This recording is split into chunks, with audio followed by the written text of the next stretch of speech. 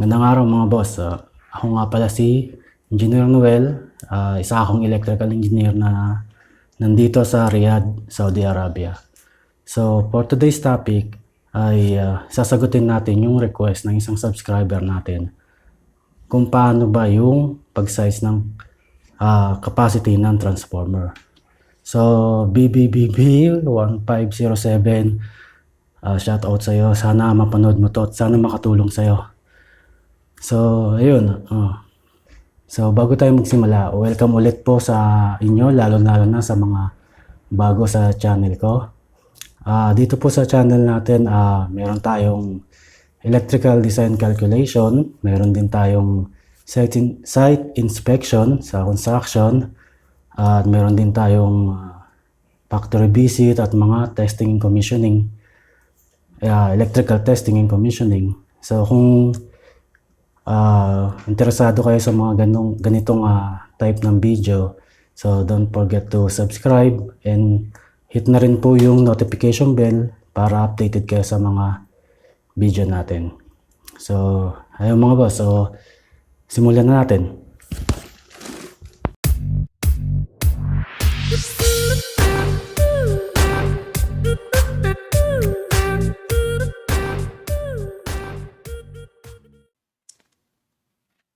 Okay mga boss, so start na tayo. So ulitin natin, ang topic natin is transformer sizing. So yung capacity niya, paano tayo kukunin yung capacity, at pati yung OCPD o yung overcurrent protection device ng primary at secondary natin. So okay, so unang-una bago tayo mag-size, siyempre sa design, electrical design, kailangan alam natin kung ano yung system voltage natin, kung saan area ka man, kung saan bansa ka man. Dito sa Saudi, 13.8 kV ang primary, 0.4 kV yung secondary, o 400 volts. Okay? So for today's topic, kuha tayo ng isang example. So kukuha tayo ng isang main distribution panel sa project din namin.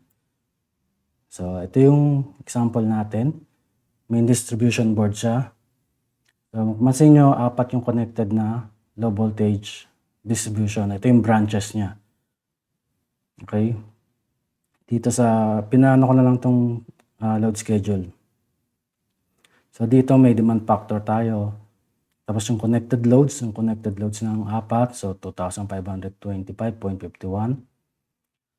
So, multiply natin sa 0.93. So ito yung demand factor, average nitong 4. So nakuha natin is 2,345.12. So tapos in-applyan natin siya ng diversity factor. So since 4 yung connected loads natin, ang gagamitin natin is 1.25 diversity factor. Okay? So ito na yung nakuha natin total demand, 1,876.10 kVA. So paano natin nakuha? Bakit tayo naglagay ng diversity factor? Okay? Explain lang muna natin kung ano yung diversity factor. Okay? Yung diversity factor, bali ito yung demand loads natin. Kasi yung sa isang distribution board, yung main distribution board, hindi naman siya sabay-sabay aandar. Okay? So, halimbawa although meron tayong demand factor dyan, saka nga pala, yung mag-apply tayong diversity factor, pag more than 1 yung connected na distribution board o yung branches natin sa main. So, halimbawa, 2 branches tayo, 2 circuits, pwede na tayo mag-apply ng diversity factor niyan. So, and so on. So, okay? So, yung diversity factor, yun nga, yung hindi siya sabay-sabay aandar. So, okay? So, halimbawa itong MDB BO1, halimbawa, itong estimated demand factor natin, minsan hindi naman sa totoong actual yan, sa actual running condition yan, hindi siya aabot ng 79 talaga yan. Minsan mas mababa pa yan kasi hindi siya sabay-sabay. So, tapos minsan minsan baka hindi pa umaandar, kukunti lang. Kaya naglalagay tayo ng diversity factor. Okay? Meron pang isang tawag diyan, yung coincidence factor. Coincidence factor yung reciprocal naman siya ng diversity. So, yung diversity is always more than 1, tapos yung coincidence factor is less than 1. Okay? So, saan ko ba siya nakuha, itong 1.25? So, ayan. Dito ko siya nakuha sa IEC 61439, yung IEC. So, yung tulad na nabanggit ko, more than 1 dapat yung branches mo, yung distribution na board na na-connect dun sa main mo. So, tulad dito, 2 to 3 circuits, 1.111 diversity factor.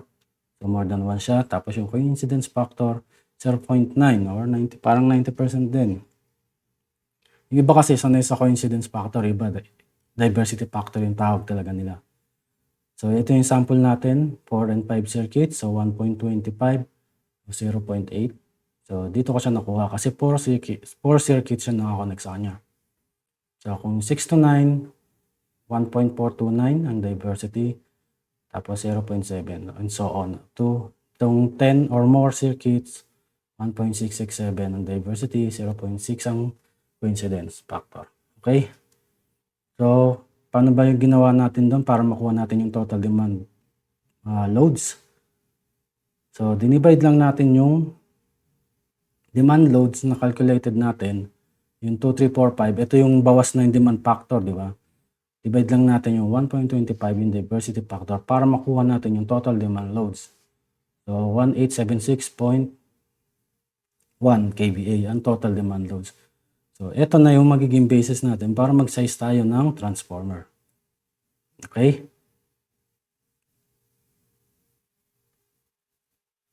Okay. So, ayan nga, yung sinabi natin, transformer sizing, yung capacity, yung 1876.1 kVA. Okay?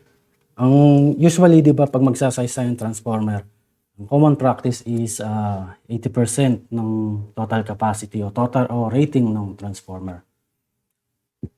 Yun yung lalo-lalo na sa oil type. So, sa dry type, iba yun eh. Okay, so, dito rin sa Saudi, meron din kami sinusunod o may basis din kung bakit nga 80%. So, yung Saudi Electric Company Distribution Planning Standard, Section 3 Low Voltage Planning Criteria. So, sinabi dyan, loading of distribution substation, maximum load, o MDL of distribution transformer must not exceed more than 100 of its nameplate rating. When the actual load reaches 80% rating of the transformer, reinforcement of the network shall be planned. So, parang paalala lang siya na hanggang 80 tayo. Okay? Pero minsan nag-85%, pwede pa naman yun. So, pero kung sa design tayo, itong gagawin natin. Hanggang 80 lang muna ang kukunin natin sizing. Yun. Para safe pa rin. Okay? Kasi hindi natin malalaman later on baka may changes during the construction na. So, during construction kasi marami talagang ganyan nangyayari. May additional. So, at least meron tayong leeway or meron tayong allowance para yung size ng makukuha natin ng transformer is kaya pa. Yun. So, ang recommended na transformer natin is 2,500 kVA, 3-phase, 13.8 kV, 0.4 kVA at 60 Hz. Sorry, excuse me. Okay.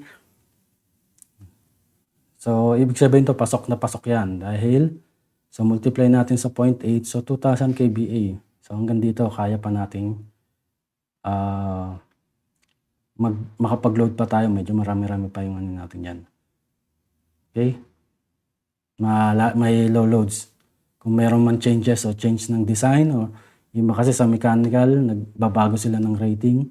Pag yung may adjustment sa calculation nila, lalo na sa HVAC, yan, madalas yan, nangyayari yan.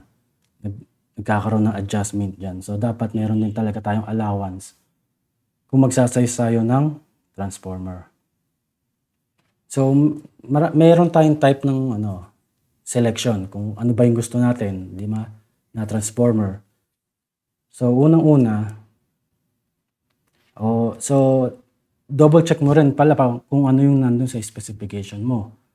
Kung ano yung specify niya kung type ng transformer na gagamitin mo. Kasi pwede tayong gumamit ng package substation. Okay? So, ano ba itong package substation? So, it is a combination of main unit, transformer, and low voltage panel. So, these substations are used for effective electrical power distribution in medium voltage to low voltage distribution system. So, ganito yung itsura niyan sa loob. So, ito yung RMU, ito yung transformer, ito yung LV. So, ito yung LV side, yung low voltage side. Tapos sa gitna yung transformer. Sa kabilang side yung niyan, RMU. Okay? So, meron pang isang klase, pwede rin naman natin gawin yung separate installation. So, hiwalay yung distribution mo, yung main distribution. Tapos, nakahiwalay din transformer at nakahiwalay din yung RMU. So, may ganyan din setup. So, minsan ito, magkasama to sa isang room, itong RMU saka transformer. Yan, minsan magkasama. Tapos, itong LV, nandun sa building mismo. Minsan hinihiwalay nila yan. Minsan hinihiwalay nila yan sa may separate na electrical room. Tapos yung LV dun lang. Pero depende rin sa design yan, di ba? Ang problema lang naman kasi pag yung ganitong pwede rin, siyempre mapapalayo yung kable. May chance na tataas yung size ng kable natin kung malayo yung location ng LV. So, hanggat maaari dapat magkakalapit nga lang din to eh. Tapos, kung kayo naman yung gumagawa ng tender, yung gumagawa ng design, wag niyong kakalimutan yung working space requirement natin. Kasi kadalasan during design stage,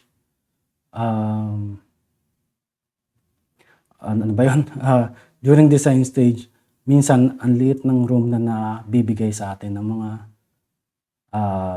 architect or civil, kung sino man yung pero usually architect nagbibigay niyan eh. So, kung ganyan yan, coordinate nyo agad para hindi tayo magigipit sa size. Kasi meron instances ang problema niyan during construction na naman siya.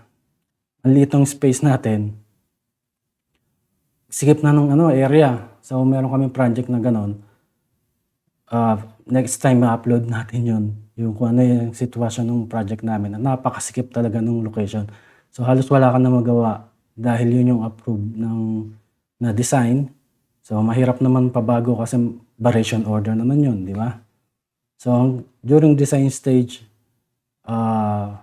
ipaglaban nyo na yan. Kung nagmamatigas yung architect, makipagmatigas din kayo. So, kailangan talaga maluwag yung space natin. Okay? So, ayan yung type ng installation natin sa transformer. So, na-size na natin yung capacity. Okay? Alam na natin yung capacity, alam na natin yung mode type ng transformer na gagamitin natin. So, size na tayo ng OCPD. Okay? So, ang gagamitin nating article reference is itong NEC 2017 Article 450 Transformer and Transformer Bolt, including secondary ties. So, sa PEC yan, 4.50 yan. So, ano sinabi niya? Overcurrent protection of transformer shall comply with 450.3 A, B, or C as used in the section to this. The word transformer shall mean a transformer or polyphase bank of 2 or more single-phase transformer operating as a unit. So, ito yung selection niya, yung transformer over 1,000 volts. So, ang gagamitin daw natin yung table A. Tapos yung sa B, pag less than 100 volts yung voltage natin, yung table B. So, by the way, ito pala sa PEC 2017, 4.50.1.3 yung article niya, section. Since ang sample natin is more than 1,000, so dito tayo sa A, table A, okay?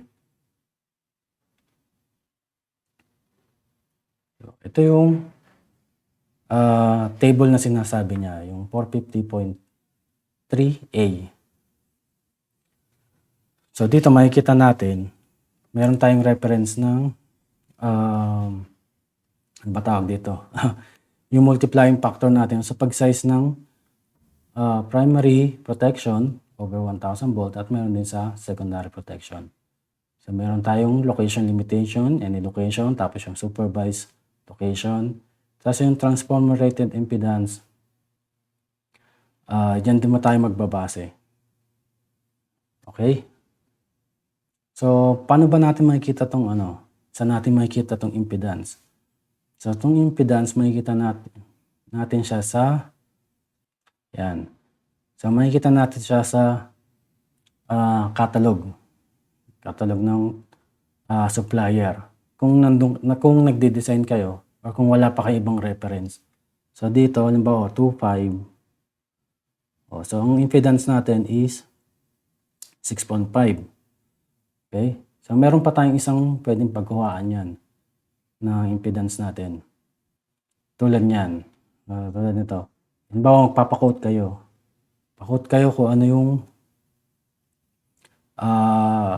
type ng transformer na kailangan nyo, yung size. So, i-quote nila yan.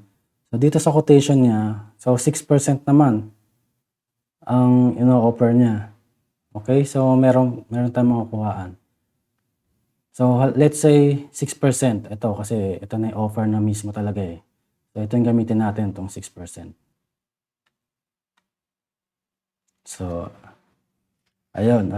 Alam na natin yung impedance ng ng transformer. So, halimbawa dito tayo sa any location. So, not more than 6%. So, sa circuit breaker, ang multiplying factor natin sa primary is 600%. So, meron diyang note 1. So, ang sinabi dyan yung next higher na circuit breaker, kung ano man yung magiging calculated amperes natin. Next higher yung gagamitin natin. Okay? So, sa secondary, ang multiplying factor natin is 125%. Okay? So, sizing na tayo ng primary overcurrent protection.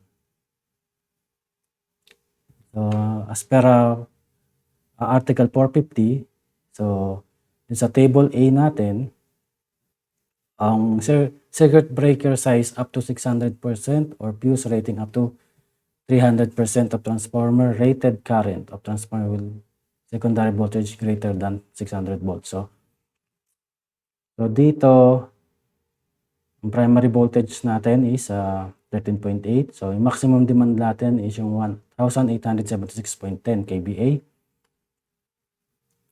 So, yung maximum demand load, divide lang natin sa square root of 3 times the primary voltage. So, 1,867.10 kVA. So, divided by square root of 3 times 13.8 kV times 600.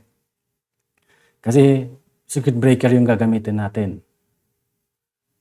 So, 78.1138 amperes times 6. So, ang lumabas niyan is 468.623 ampere or 630 ampere BCB, vacuum circuit breaker na yung gagamitin natin.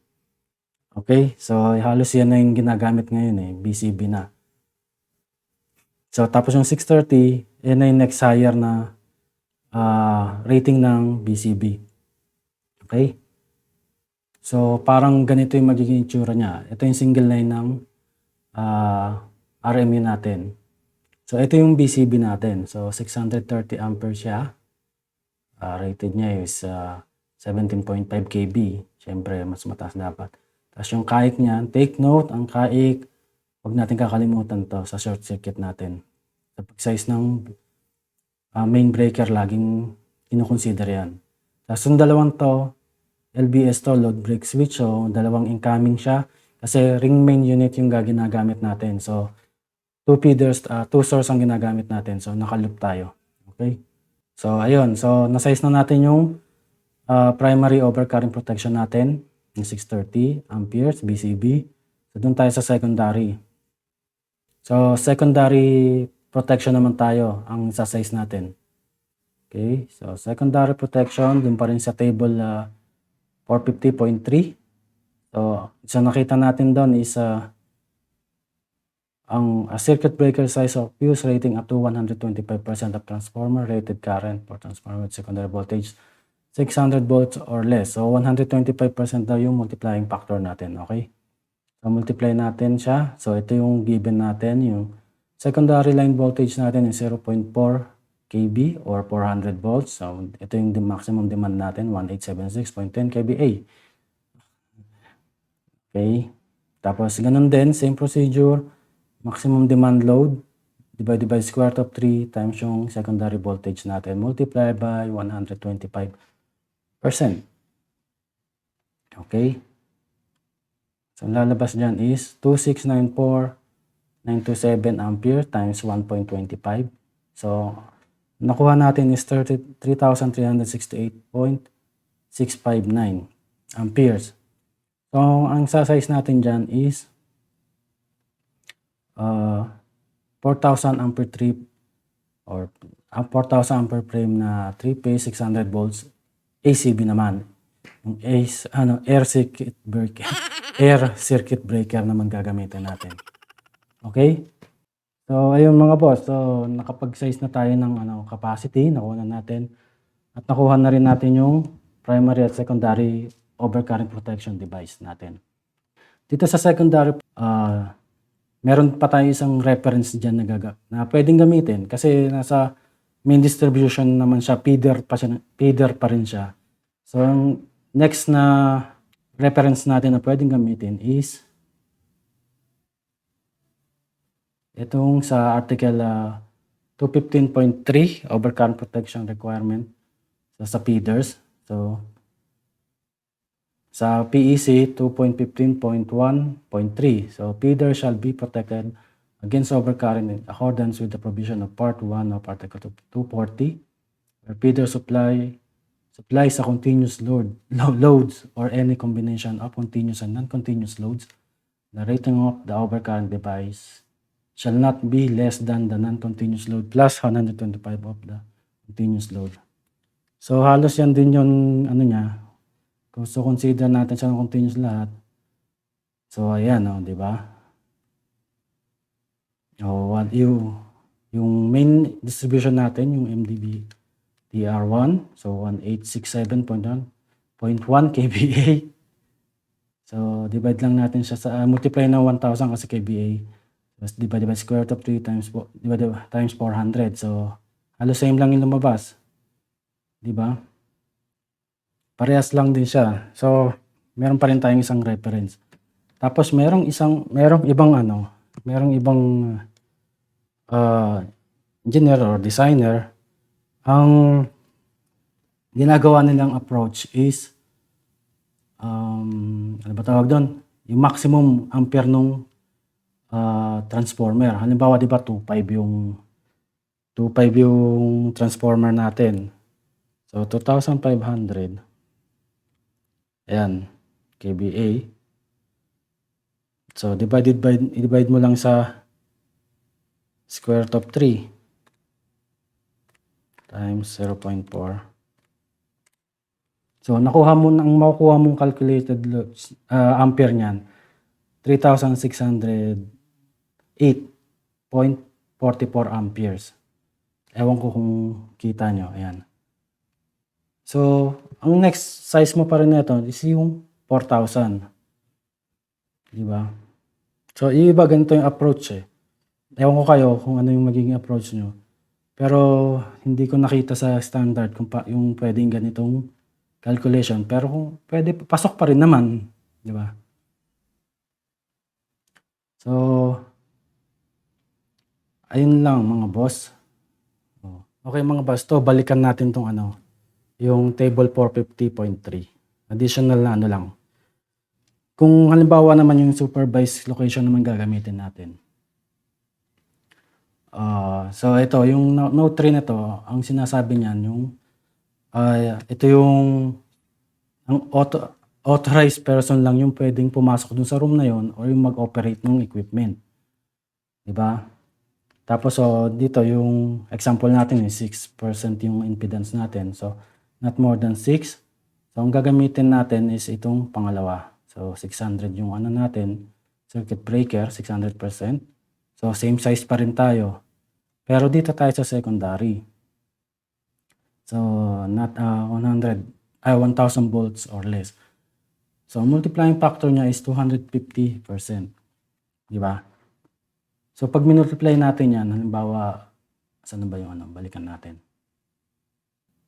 So yung calculated natin is, yan di ba? 2694.927 times 2.5. Kasi 250%, di ba? So makukuha natin is 6,737.32 amps. So sobrang laki nung ACB na isa-size natin yan. Parang hindi na siya economical. Para ganyan yung design na gamitin natin. Diba? Tapos, mas mataas na rin siya dun sa yung cable lang positive. Baka hindi pa siya nagtitrip. Pwede mo naman i-trip. Pwede mo naman i-set yun sa connected, yung calculated amperes mo. Kaso, sobrang laki ng circuit breaker. Diba? Hindi na siya economical. So ayun lang mga boss. So dito na natapos yung tutorial natin.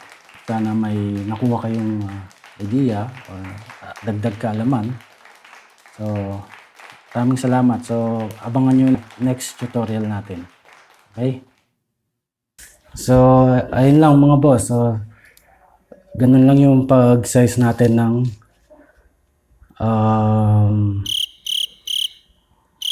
so ayun lang mga boss, ayun lang yung pag-size natin ng transformer capacity, pati na rin yung overcurrent protection device niya sa primary and secondary. So I hope nakatulong sa inyo tong video na to at nakadagdag kaalaman sa inyo at kung nagustuhan nyo, please like this video, share and subscribe na rin po sa channel natin. Nga pala, bago lahat, congratulations nga pala kay Sir Edwin, kay Abiab.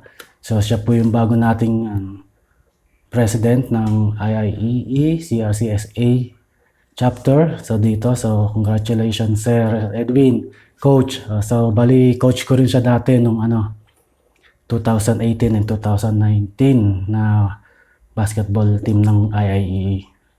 So ayun, so yung mga hindi pa member ng IIEE, so ina-encourage ko kayo magpa-member na rin. So marami tayong magandang activity sa chapter natin. So ayun lang mga boss. At maraming salamat and God bless.